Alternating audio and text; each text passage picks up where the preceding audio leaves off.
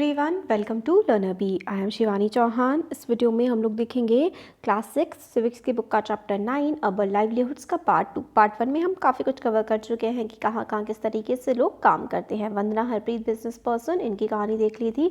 अब हम यहाँ पे देखते हैं in the factory workshop area. तो हम लोगों ने देखा कि किस तरीके से स्ट्रीट वेंडर्स काम करते हैं, जो सड़क पर होते हैं ना, रेडी वाले लोग जो सब्जी बेच रहे होते हैं। फिर उसके बाद हमने देखा कि किस तरीके से जो इनके शॉप, जिनकी अपनी खुद की दुकानें होती हैं, वो किस तरीके से करते हैं काम।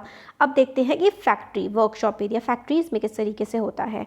तो ये देखते हैं, ये जो बच्चे हैं ये कहते हैं कि I wanted to have zari work done on one of my dresses. इनको जरी का काम करवाना था अपनी एक ड्रेस पे। तो क्योंकि ना एक स्पेशल ओकेजन पे, एक स्पेशल टाइम पर इनको वो पहननी थी। तो माई कज़न ने कहा कि वो जानती हैं निर्मला को, जो कि गारमेंट फैक्ट्री में, कपड़े की फैक्ट्री में काम करती है। निर्मला के जो नेबर हैं वो जरी का काम करते हैं और एम्ब्रॉयडरी करते हैं। तो हम लोगों ने बस पकड़ी और हम लोग फैक्ट्री एरिया की तरफ चल पड़े।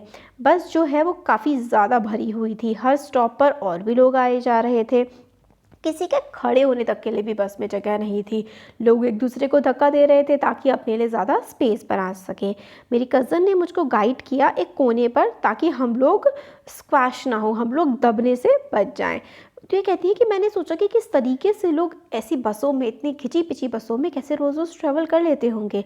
बस जो है वो फैक्ट्री के एरिया में पहुंची, लोग उतरने लगे और हम भी वहाँ से बस से उतरे। और मैंने सोचा वाओ, चलो फाइनली हम इस बस से एक रिलीफ मिला, यहाँ से उतर गए।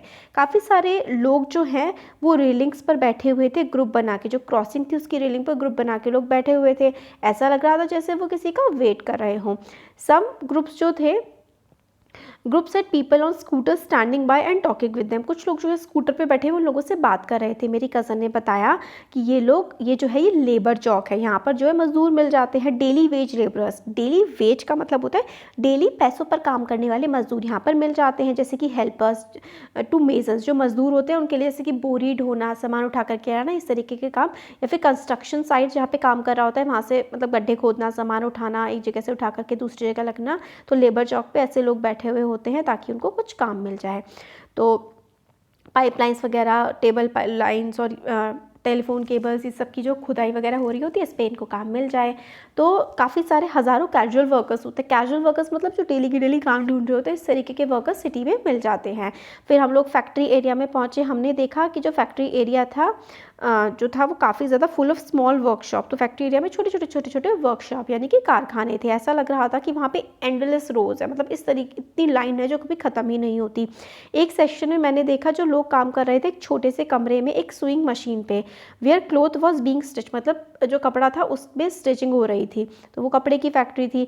एक स्विंग मशीन, हर एक पर्सन एक स्विंग मशीन को, सिलाई की मशीन को ऑपरेट कर रहा था। क्लोथ जो कि स्टिच हो रहे थे वह stocked on one side of the room, मतलब सिले हुए कपड़े एक कमरे के किनारे पे लगाए जा रहे थे। We located Nirmala in the stitching unit. हम लोगों ने निर्मला को ढूंढा स्टिचिंग यूनिट पे। और she was happy to meet my cousin and promise to get zari work done on my dress. तो निर्मला मेरी फ्रेंड से मिलके मेरी कज़न से मिलके खुश हुई और कहा कि वो जरी का काम करवा देगी। अब देखिए, इसमें है निर्मला जो है वो एक टेलर की तरह काम करती है और एक एक्सपोर्ट गारमेंट यूनिट, एक्सपोर्ट मतलब इसको विदेशों में या फिर बाहर भेजा जाता है। फैक्ट्री जहाँ पर वो काम करती है वो सिर्फ समर्स में ही कपड़े बनाती है और कपड़े जैसे कि यूएस, कनाडा, जर्मनी, नीदरलैंड्स वगैरह में भेज देती है। वर्कर्स जैसे कि निर्मला को काफ़ी कई घंटों तक काम करना पड़ता है, दिसंबर से लेकर के अप्रैल तक। और उनके जो वर्किंग आवर्स होते हैं वो सुबह 9 बजे शुरू होते हैं, कई बार इवन मतलब रात के 10 बजे तक भी जाते हैं। सुबह 9 से लेकर के रात के 10 बजे तक उन्हें काम करना पड़ता है। और वो हफ्ते में 6 दिन काम करती है। कई बार तो उन्हें अर्जेंट जब होता है तो संडेज़ को भी काम करना पड़ता है। निर्मला को 280 रुपये मिलते हैं 8 घंटे के काम के लिए, और 100 रुपये एक्स्ट्रा मिलते हैं जब वो 8 घंटे से उसके ज़्यादा हो जाते हैं। तो मतलब 8 घंटे वो एक दिन में काम करेगी तो 280 रुपये मिलेंगे, और 8 घंटे से ज़्यादा जो काम करेगी एक्स्ट्रा आवर्स के लिए उसको 100 रुपये एक्स्ट्रा मिल जाते हैं।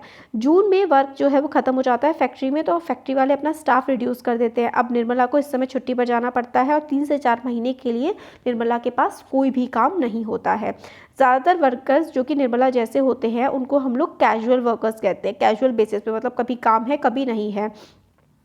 दे are required to come as, मतलब उनको तब आना पड़ता है जब उनको बुलाया जाता है एम्प्लॉयर को, उनकी जब ज़रूरत पड़ती है। They are employed when the employer gets large orders और ड्यूरिंग सर्टेन सीजन। तो मतलब जब और बहुत सारे ऑर्डर्स आ जाते हैं तो उनको बुलाया जाता है, या फिर कुछ सर्टेन सीज़न पे, और ज़्यादातर उनके पास मतलब कुछ समय के लिए साल के कुछ टाइम पर इन लोगों के पास काम होता है और कुछ टाइम के लिए इनके पास कोई भी काम नहीं होता है। जॉब्स जैसे कि निर्मला की जो जॉब होती है वो परमानेंट नहीं होती है, क्यों, और उनकी वर्किंग कंडीशन भी मतलब ऐसी नहीं होती, ज़्यादा अच्छी नहीं होती, और कभी भी उनको छोड़ के जाने के लिए कहा जा सकता है। उनके पास कोई भी जॉब की सिक्योरिटी नहीं होती है, या फिर कोई मतलब प्रोटेक्शन नहीं होता, कोई उनसे अगर ख़राब व्यवहार कर रहा है तो उसके लिए भी वो लोग कुछ नहीं कर सकते। उनको ज़्यादा से ज़्यादा काम करने के लिए एक्सपेक्ट किया जाता है कि वो 8 घंटे 12-12 घंटे काम करें। एग्जाम्पल के लिए जो क्लॉथ मिल की यूनिट होती है उसमें वर्कर्स जो हैं दिन में भी और नाइट की 2-2 शिफ्ट में काम करते हैं, और एक शिफ्ट 12 घंटे रहती है। वर्कर्स जो हैं वो मशीन पर 12-12 घंटे काम करते हैं, और जब 12 घंटे के लिए एक वर्कर जाता है फिर दूसरा वर्कर उसी मशीन पर अगले 12 घंटे के लिए काम करने के लिए आ जाता है। तो working in a call centre, तो देखिए कॉल सेंटर से, इसमें कॉल सेंटर एक नया फॉर्म ऑफ एम्प्लॉयमेंट है, बड़े शहरों में आ गया है। कॉल सेंटर में जो है सेंट्रलाइज्ड ऑफिस होता है, उसमें काफ़ी सारे क्वेश्चंस कस्टमर के कॉल आते हैं ना कि भाई ये दिक्कत है वो दिक्कत है, तो कस्टमर केयर का जो कॉल है वो कॉल सेंटर्स पे जाता है। जो सामान खरीदा है या बैंक के टिकट, और ये कॉल सेंटर्स जो है वो जनरली काफ़ी बड़े बड़े कमरे होते हैं और कंप्यूटर वगैरह कंप्यूटर सेट होता है, और उसके ऊपर मतलब एक सुपरवाइज़र का स्टेशन भी होता है। इंडिया काफ़ी ज़्यादा मेजर सेंटर बन गया है, सिर्फ इंडियन कंपनीज़ के लिए नहीं, फॉरेन कंपनीज़ के लिए भी कॉल सेंटर्स, क्योंकि यहाँ पर इंडिया के लोग काफ़ी कम पैसे में अच्छी इंग्लिश बोल लेते हैं और काफ़ी अच्छा काम कर लेते हैं, इसलिए इंडिया की नहीं विदेशों की कंपनियों ने भी इंडिया में कॉल सेंटर्स अपने बना रखे हैं। अब आता है इन द ऑफिस एरिया। तो ये कहती हैं कि मेरी जो आंट है सुधा, वो एक मार्केटिंग मैनेजर हैं। उन्होंने हमसे कहा था कि ऑफिस में हम लोग शाम के 5:30 बजे तक पहुंच जाएं, तो हम लोग लेट ना हो इसलिए हम लोगों ने ऑटो रिक्शा ले लिया ताकि हम लोग बिल्कुल टाइम पर वहाँ पर पहुँच जाएँ। उनका ऑफिस जिस एरिया में था सुधा आंटी का, वो काफ़ी बड़ी बड़ी टॉल टॉल बिल्डिंग्स वहाँ पर थी, और हंड्रेड्स ऑफ पीपल जो है वो बाहर आ जा रहे थे। कुछ लोग अपनी कार की तरफ जा रहे थे, कुछ लोग बसेस की तरफ जा रहे थे। मेरी आंट जो है वो मार्केटिंग मैनेजर है एक कंपनी में जो कि बिस्किट बनाती है, फैक्ट्री जो है बिस्किट बनाती है, और वो बाहर भेजे जाते हैं। और ये जो इनकी आंट है वो सुपरवाइज़ करती हैं लगभग 50 सेल्स पर्सन को, जो ट्रेवल करते हैं अलग अलग पार्ट में, सिटी के अलग अलग पार्ट में वो लोग जाकर के बिस्किट बेचते हैं। वो ऑर्डर्स लेकर के आते हैं शॉपकीपर से और उनसे पेमेंट भी कलेक्ट करते हैं। जो क्या इनकी आंट जो है वो सुपरवाइज़र है, और उनके अंदर 50 और सेल्समैन काम करते हैं। सेल्समैन बिस्किट बेच करके आते हैं और पेमेंट ले करके आते हैं। She has divided the city into 6 regions and once a week she meet the sale person of each region. तो इनकी आंट ने 6 रीजन्स में डिवाइड कर रखा है अपने जो एरिया है इनका, और एक हफ्ते में एक रीजन के लोगों से मिल करके आ जाती हैं, और वो चेक करती हैं प्रोग्रेस रिपोर्ट, डिस्कस करती हैं प्रॉब्लम्स इनकी आंट जो वो लोग फेस कर रहे होते हैं इनके सेल्स पर्सन। और she has to plan the sales in the entire city and often has to work late and travel different places। तो इनकी आंट को भी काफ़ी लेट तक काम करना पड़ता है और अलग अलग जगह ट्रैवल भी करना पड़ता है। उनकी आंट की रेगुलर सैलरी आती है हर महीने इनकी आंट की रेगुलर सैलरी आती है। वो एक परमानेंट वर्कर हैं अपनी कंपनी के, मतलब उनकी कंपनी के परमानेंट वर्कर हैं, और she can expect her job to be continue for a long period of time. वो एक्सपेक्ट कर सकती हैं कि उनकी जॉब अच्छे से लंबे टाइम तक चलती रहेगी, क्योंकि वो एक परमानेंट वर्कर हैं, उनको काफ़ी सारे बेनिफिट्स भी मिलते हैं। ओल्ड एज के लिए उनकी सेविंग हो जाती है, क्योंकि एक पार्ट उनकी सैलरी का गवर्नमेंट के फंड में जाता है और उस पर इंटरेस्ट भी लगता है उनकी सेविंग पे, और जब वो रिटायर हो जाएंगे तो वो सारे पैसे उनको मिल जाएंगे जो कि गवर्नमेंट उनके पैसे काटती है सैलरी से। हॉलीडेज़ जो कि संडे पे उनको ऑफ मिलता है, नेशनल हॉलीडेज़ पे भी ऑफ मिलता है, और कुछ एनुअल लीव्स भी मिलती है कि कुछ छुट्टियाँ वो ले सकती हैं। मेडिकल फैसिलिटीज़ भी उनकी फैमिली को प्रोवाइड की जाती हैं जिनके लिए कंपनी पे करती है ना। मतलब कुछ बीमार वगैरह पड़ जाए उनके ये वो या उनकी फैमिली में, तो कुछ पैसा उनकी कंपनी से भी उनको मिल जाता है। मेडिकल लीव भी उनको मिलती है अगर वो बीमार पड़ जाती हैं तो। और ऐसी लीव्स के लिए जो ऐसी छुट्टियां वो लेती हैं, जैसे वो बीमार पड़ गई या फिर कोई फंक्शन वगैरह के लिए वो छुट्टी लेती है, तो उनके पैसे इस तरह से नहीं कटते हैं। काफ़ी सारे वर्कर्स होते हैं सिटी में जो कि ऑफिसेज में या फिर फैक्ट्रीज़ में काम करते हैं, फिर गवर्नमेंट डिपार्टमेंट में काम करते हैं, और उनका रेगुलर एम्प्लॉयमेंट होता है। वो परमानेंट वर्कर्स होते हैं। जो बड़ी बड़ी प्राइवेट कंपनीज़ होती हैं या फिर जो गवर्नमेंट के एम्प्लॉयज़ होते हैं, गवर्नमेंट में जो लोग काम करते हैं, वो रेगुलर एम्प्लॉयज़ होते हैं और वो उनकी जॉब्स परमानेंट होती हैं।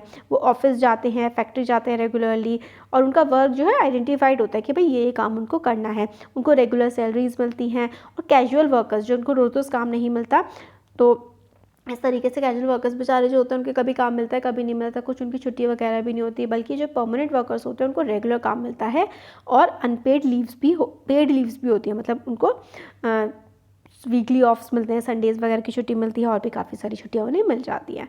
तो जो बच्चे होते हैं दिन के एंड तक काफ़ी ज़्यादा थक जाते हैं, तो अपनी आंटी की कार में जा कर के बैठ जाते हैं, एग्जॉस्ट हो जाते हैं, थक जाते हैं, but it had been so much fun. वो कहते हैं हम थक गए बट बड़ा मज़ा आया। और ये कहते हैं कि मैंने सोचा कि कितना इंटरेस्टिंग होगा, so many people do so many different work in the city, मतलब कितने सारे लोग शहर में कितना अलग अलग काम करते हैं।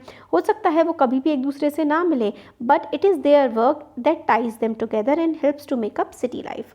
तो ये जो लोग हैं अलग अलग काम कर रहे हैं, हो सकता है ये लोग सब एक दूसरे से कभी ना मिले, बट इनका जो काम है ये शहर को एक साथ बांधे रखता है। तो ये चैप्टर हम लोगों का हो गया है कंप्लीट। कैसा लगा वीडियो ज़रूर बताइए। अच्छा लगा तो लाइक करिए, चैनल को सब्सक्राइब करिए, अपने फ्रेंड्स के साथ इसको ज़रूर शेयर करिए। और हमारा जो दूसरा चैनल है लर्न अभी कंपटीशन, उस पर हम काफ़ी सारे कॉम्पिटिशन्स ऑर्गेनाइज करते हैं, उसको भी सब्सक्राइब करिए। आप लोग भी उस कॉम्पिटिशन में पार्टिसिपेट कर सकते हैं और प्राइजेस जीत सकते हैं। Thank you.